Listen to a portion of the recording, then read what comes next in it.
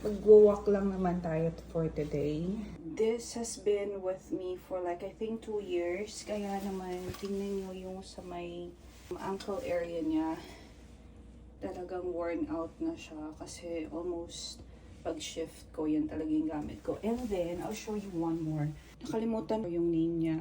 Ganon din siya. Ayan oh. So ito 2 years na din siya. So, walang katao-tao sa park kasi nga umuulan. Ay, may meron. Ayun si Kuya, oh. Hindi mo makita si Tita Liberty. Wala. Sobrang, ano niya, hazy. Ay, ayun, oh. 38 in the morning. And, ayan, mag-walking lang tayo dito sa park malapit sa amin. May nakita akong, money. Sayang, $10 siguro yan and some cents. Ay, sayang naman. Yan, lagyan natin dyan.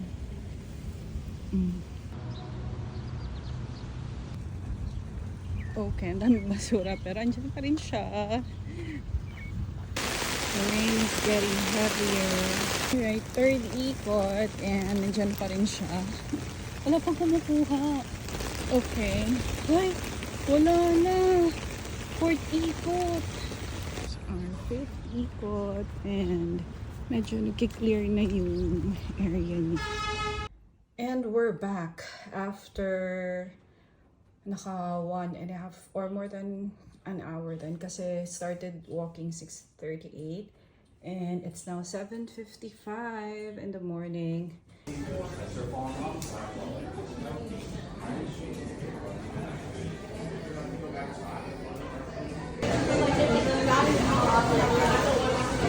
Bili ko may kailangan nga yun sa setting.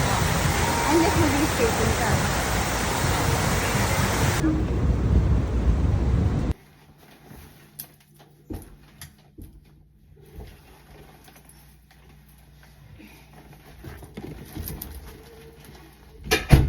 Bumili ako ng Hoka. This is Mac 5, o Mac 6 rather. Ito rin gagamitin kong pang running. Cute niya, no?